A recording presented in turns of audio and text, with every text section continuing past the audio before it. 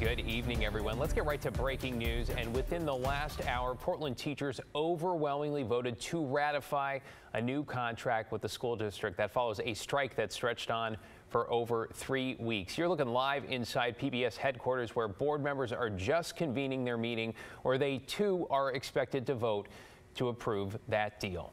Thanks for joining us. I'm David Molko. That ratification by thousands of educators comes after months of negotiations and 11 days of missed classes. Let's bring in Alma McCarty live outside that board meeting in North Portland. Alma, walk us through everything you know right now.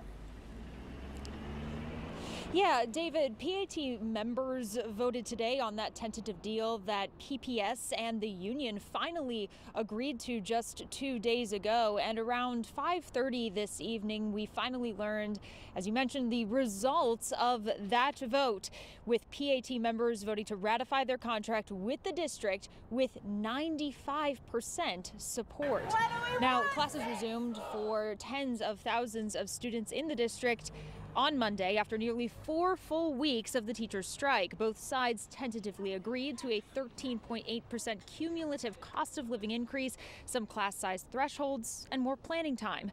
The district says the contract will cost around $175 million over the next 3 years. Now, earlier this afternoon, Governor Tina Kotek said she was very glad students returned to the classroom in Portland, and she discussed the agreement to resolve the strike, followed by next steps at the state level to address issues educators have consistently brought up. Getting frank with the legislature about where are we on the funding formula that funds our schools. What we heard was current service level didn't do it. We have outstanding needs around wage growth in our schools and related to contracts. So we have to, I think, take a deep dive on how we're doing our school funding formula.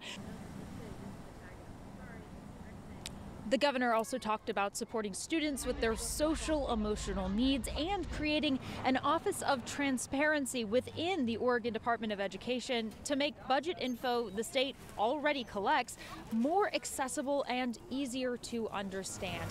And again, within the last hour, we have learned that the union members overwhelmingly voted in favor of ratification. However, that is only one piece of the puzzle. The school board also has to vote on this contract, and they're expected to do so during the school board meeting that is happening right now. Live in North Portland, Alma McCarty, KGW News. And to put it into perspective, it sounds like some of the hard work is just getting started. Thank you, Alma. Appreciate that update. Stay with KGW for the latest on the aftermath of the Portland teachers' strike. You can check out the fine print of the deal and really get updates anytime on KGW.com and streaming on KGW+.